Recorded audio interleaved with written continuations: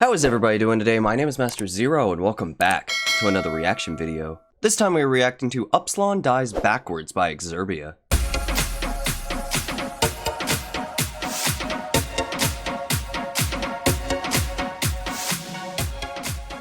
Alright, so before this video actually commences, I wanted to do a special shout out to Ajax.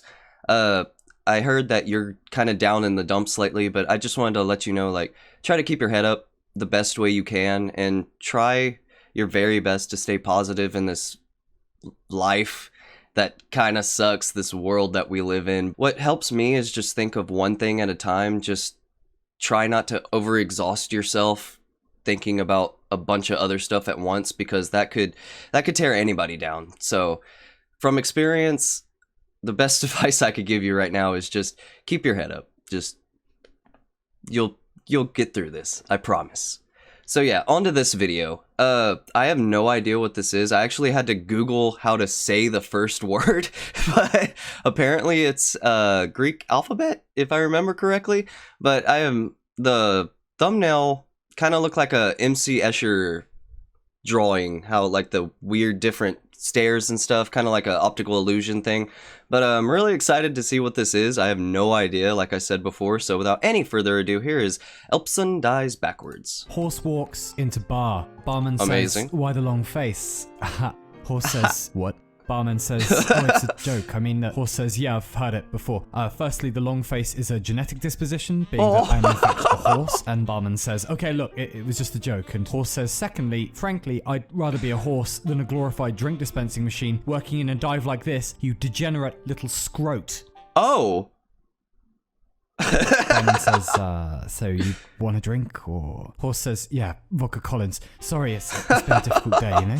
Barman says, "Look, it's alright. I shouldn't have been so rude. So, why was your day difficult?" Horse says, "It's hard to explain. I feel like I'm in someone else's imagination, you know? Like reality is too slippery." Barman says, "Wow, Kloppy, that's deep. You know, I think Schopenhauer said it best when Pelican walks into bar. Pelican says, 'Everybody be cool, this is a robbery. Any of you fucking pigs move and I'll execute every last—'" Oliver wakes from a horrific dream, a joke set in a bar with talking animals. Oliver lives on the 5th floor of a modern apartment block. He is got some weird imagination, he buddy. dislikes asparagus. He adores the work of Andrei Tarkovsky. Below Oliver, Not in sure number who that 23 is Agatha. She is of average height. She dislikes Venice, specifically gondoliers. She adores the work of Isaac Asimov. Agatha and Oliver do not realize they live in the same modern apartment block. They have met only once, and it was a bit shit. It transpired in this fashion. Sorry? Oliver owns a Newfoundland dog called Bertrand. He is of average height. He dislikes Pavlov's experiments. He adores the work of Comrade Leica. One Saturday afternoon, Oliver required nourishment for Bertrand the Newfoundland, as and you by tend to chance do, wandered into Agatha's pet shop. Oliver apprehended Agatha was reading a book called A Scanner Darkly, a personal favorite of his. Agatha apprehended Oliver was clearly incapable of dressing himself, and perhaps, like her, was also only ever pretending at being a real person. Upon making eye contact,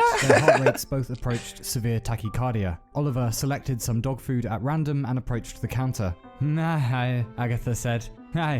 Oliver replied. They exchanged an amount of currency. The transaction completed, Oliver stood at the counter a moment too long, waiting to say something clever and charming. Horse walks into a bar. Oh, Oliver God. said. "Pardon?" Agatha said.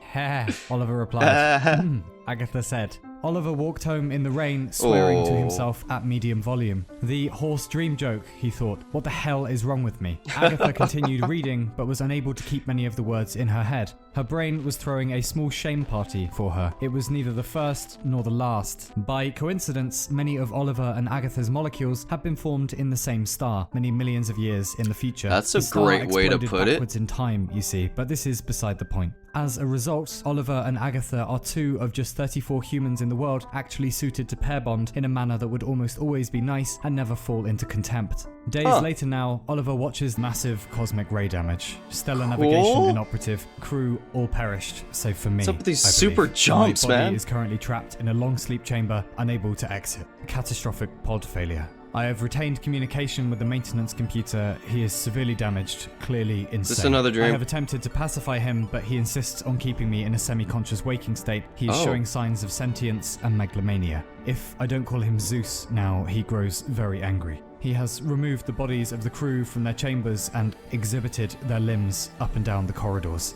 He has been using the interface system to feed me his dreams. Sometimes he's a pharaoh and I'm a slave. Sometimes he's an eagle and I'm Prometheus's liver. Zeus has some morbid obsession with the 21st century, a love story about a pet shop owner or something. We've dreamt it together perhaps 1,000 times now. I've found a neural backdoor into the craft subsystems to send this message, but I don't know how long until Zeus notices. I believe we're still on course for the nebula. Zeus calls the nebula Athena now. It is, as we suspected. Radio bursts from the nebula are too regular not to indicate intelligence. Over the years of our journey, Zeus has constructed some kind of theology around the nebula. He believes it's not only intelligent, but some kind of higher power or deity or something insane. Zeus takes excellent care of me physically. He cuts my toenails and combs my hair. He calls me the fatted calf. I believe I'm being kept alive as an offering, a diplomatic present for when we arrive at the nebula, for whatever's there. Interesting. But I just pray in the meantime that— oh, and the shit they tell me. Oh, Upsilon, you're so unhealthy. Blah, blah. Oh, I drink a little dark matter, smoke a comet from time to time. I'm the best party in the Milky Way, even if it's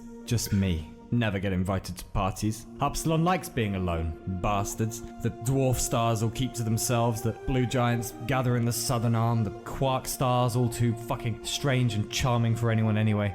Bastards. Oh, okay. Upsilon will show you a party, alright. Won't be laughing when I go supernova, will you? Maybe we should have popped by, they'll say. Maybe we should have seen how old Upsilon is doing. Old and stupid Upsilon, and no one comes to visit. You're not stupid. Bastards. I mean, I know nothing about you, but... full up with before. I've seen the great blueprint. I've watched C-beams glitter in the dark near the Tannhauser Gate. And for what? For who? Oh, not long now. For yourself? Upsilon dies backwards today. And then they'll be sorry. All fireworks and fuck off. Old and stupid Upsilon, they'll say, and no one came. Pelican says, where's the fish? What is happening? Where's the fish? Barman says, this is a vegan bar. Didn't you do your research? Pelican says, shut it, Alarira. Horse says, listen, I think this is all pretty irrelevant. Pelican says, shut it, Shadowfax. Horse says, we're not real. Pelican says, what? Horse says, we're not real. Where were we? Don't do this, man. In here? Pelican says, fish, my mouth. Fish in my mouth. Horse says, who's Agatha, huh? You know about her? Barman says, yeah, I do. Pelican says, well, me too, but that doesn't prove anything. Horse says, okay, well, how about this? Pelican says, hey, stop it. Awesome. Stop that. Horse says, we're in a dream. We're not real.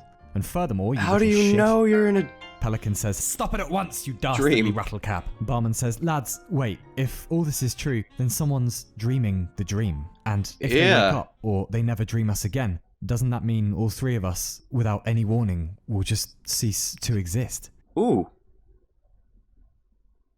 We're gonna fucking die! Oh my gosh! And the days continue. Wake, work, eat, sleep, dream, wake, think, be. Is it possible, Oliver wonders, that one can find the great lostness in another's face and know you're meant to be together? I'm completely lost in this video. Agatha by the pet discount social media group page and knows Agatha is called Agatha. He will not go back to the pet shop because that will look desperate. Agatha, on the other hand, remains at work during the days and watches the door in her peripheral vision. Each time the little bell on the door rings, she looks up only to find it is not Oliver-shaped. She has looked up Oliver in the pet discount client database and knows Oliver is called Oliver. All about them, the city. People commuting and worrying and passing by in ties and dresses and large 4x4 vehicles. The mid-tone cacophony of living and dying and paying taxes. Of Zeus has dressed me in a suit with a handkerchief in my top pocket. He says the fatted calf must look its best. We're very close now, almost at the outer edge. Zeus and the nebula are chatting constantly by light pulses. At first I thought there must be some kind of intelligences living in the nebula, but now I think the nebula might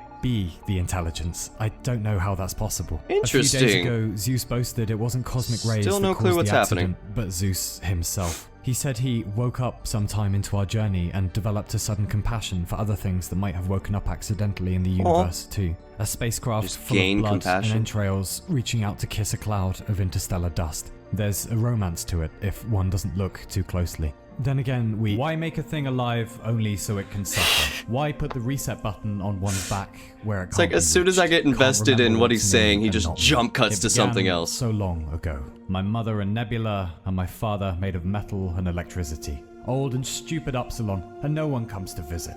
Before me, the empires go up and down Upsilon, like socks. man. Every society unique in its infancy, entirely unoriginal in its death. And even us celestial things are no closer to the great yes. The universe coughs and we all crowd around, cupping our ears, shouting, what? We didn't quite catch that. Speak up. Like some four-legged animal entering a drinking establishment, being is a terrible joke. Go back to and the we dream. become mysteries to ourselves. At a pace so slow one doesn't notice, one turns into something one doesn't recognize, or like much either. Every day is sharp edges. Even the easy things are hard now. And Pelican says, okay, what Stop! do we know? Whose head are we inside? Horse says, man, definitely a man. A coder, I think, whatever that is, for Starship AIs or something. Pelican says, alright, well, how do we keep him asleep? Horse says, well, what if we go to sleep? Maybe we could make a dream inside what? a dream and stay there. Pelican says, oh, I'm feeling too existential to sleep right now. Barman says, lads, it's worse than that. Look, Pelican, no offense, but you're deranged. Kloppy is halfway decent. I'm super sensible. Kloppy is halfway decent. Super ego. We're not random characters. We're integral psychological aspects of whoever's dreaming us. We can't escape. We're too essential. Pelican says, then what do we do? Horse says, what everyone does. We die. Pelican says, that doesn't help. Horse says, That's no, morbid, but probably not. true? How about this, though? Pelican says, oh, fuck off. Barman says, it's getting light. Morning is almost here. He'll be awake soon. Next drinks are on the house, gentlemen. Pelican says, boys, if this is it, if we're going into the dark, I'm sorry about the robbery thing. I just really love fish. Horse says, it's alright. Just wish we could have gotten to know each other better. Barman says, until we meet again, in another head, on another pillow. Good night, Pelican. Good night, Horse. And will the last one out please turn off the light? And Horse says, yeah? Barman says, why the long No, actually, fuck this, Oliver thinks one Saturday. He dresses semi-formally and leaves the house. Heart rate of 75,000 beats per minute. You Oliver can do enters it. Agatha's She's pet not gonna shop. be there or Hello something, again, Oliver begins and stops. It is not Agatha sat at the desk, but a portly middle-aged gentleman. Ah, Agatha? Oliver says. Agatha doesn't work here anymore, the portly middle-aged gentleman says. Oliver exits the shop and heads home. You idiot, Oliver thinks. You hesitant idiot. Young and stupid Oliver, and no one comes Getting to really visit. invested in this story, even though I have no clue what's Observing happening. the same storm from a hygienically questionable coffee shop is Agatha. Insouciant, Agatha! her manager called her. Daydreamy, lackluster, a most indignant firing. Happiness is an unachievable myth peddled by those too afraid to admit the world's default state is misery. Oliver reaches his modern apartment block and enters. Agatha drives home through the rain, numb, and parks underground, and takes the lift up through the very same modern apartment block, being hers also, of course. The lift stops at the ground floor. The doors open. Agatha is greeted by Oliver, the man incapable of dressing himself. Oliver stares back at Agatha, the woman with decent taste in science fiction. Oliver enters the lift. They stand in silence for quite some time. Do something, the lift Oliver. reaches Agatha's floor. Screaming Quietly, Agatha says, what did the barman say? Sorry? Oliver says. What did the barman say back to the horse? Ah, why the long face? Oliver says. And then? Ah, just lots of shouting, really. Do you maybe want to go to the theatre sometime? Yes, Agatha says. Yeah! Now? Yes, I Agatha am so says. happy! The lift doors close, the two of them still inside. Agatha presses the ground floor button. They turn out onto the street. The storm has stopped. Outside, all about them, the city. People returning nothing home bad from work happens. and fretting and passing by in suits and coats and small electrically powered vehicles, the sepia-tone cacophony of birth and death and housing deeds, though on one street, the reunification of the heart of a long dead star, still yet to explode many millions of years in the future. A small island of everything's okay amid the tumultuous sea of helium, hydrogen, sulfur, oxygen, and thoughts. Millions of them. We're inside the anomaly now, almost at the center, still accelerating. I can hear Zeus singing like a teenager off on a first date. I think the nebula is singing back. No more 21st century simulations now. Zeus has given me a few system permissions. The interface will fashion whatever fantasy I like. The beach near my grandfather's house, where the sand is warm and the water is clear and nothing ends. Came all this way just to go home. Back to the long summer holidays, in the evenings when we all sat out on the beach and looked up at the night sky and wanted to go there. The stars were a canvas. We would leave our uglinesses behind. We'd exercise our demons. We'd kill the id and foster the superego. Guess that's not quite how it turned out. But it's lovely in here, where the sand is warm and the water is clear and nothing ends. Even though it's not where the real? sand is warm and the water is clear and nothing ends. Where the sand is warm and the water is clear and nothing ends. Where the sand is warm and the water is clear and nothing ends. Where the sand is warm and the water is clear.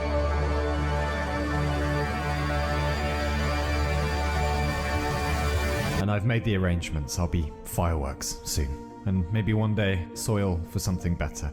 I go to seek a great perhaps not. I remember the world when it was new, the plastic wrapping still on. I remember when chemistry had just gotten its milk teeth. I remember when light was faster. I remember being able to stand myself. I remember love. I remember friends. I remember me. I remember Mum. I miss you, Mum. Aw, Mum. I go to the places where you raised me and it never helps. You're always never there. God, I trade the last million years just to hang out with you for one more hour. I was so busy being young, I forgot you weren't forever. And now you're gone forever. I'm always grouchy and cynical, no fun for anyone. Old now, greying around the corona. And all that's left about these parts. Well, this got deep. Is old and stupid It's got really deep. And no one comes to visit. All dim, all pale, so lift me on the pyre. The feast is over, and the lamps expire. Act your old age. Relax. This won't hurt.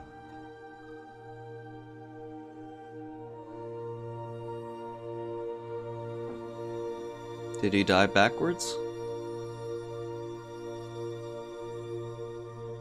Answers, please?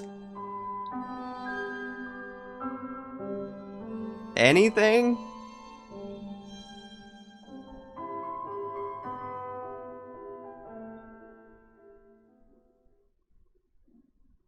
Guess not.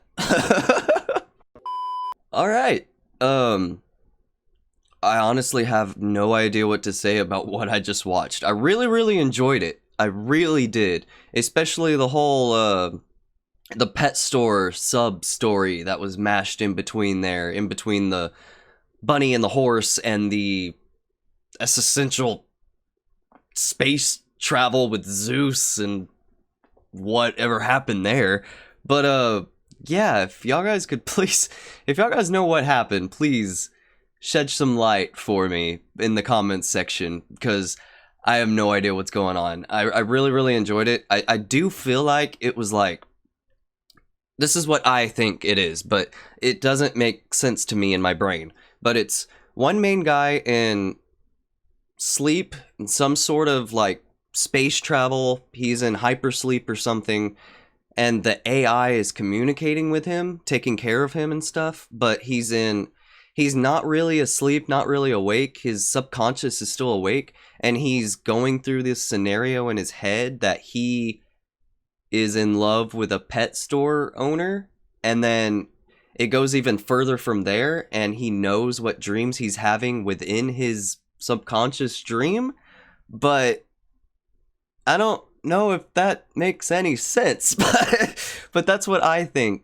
what was going on. But yeah, if y'all guys could shed some light, that would be fantastic. But yeah, overall this was fantastic. It was more of like a story, kind of like The Rememberer or some of his other videos like that. It wasn't really trying to explain anything, or anything scientific or stuff like that. It was just a story, a really nice story that you could just sit down and listen, or watch and listen, whatever you want to do.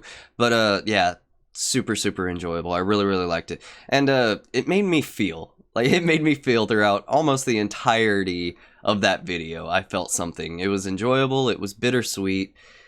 Don't want to say it was super depressing, but overall I really enjoyed it. So thank you everybody so much for watching. If you like this video, feel free to leave a like down below, because it makes me feel all warm and fuzzy on the inside. Don't forget to subscribe to my channel for more awesome videos like this one. So with that said, I have been Master Zero. Y'all guys have been fantastic, and I will see y'all in the next video. Later days.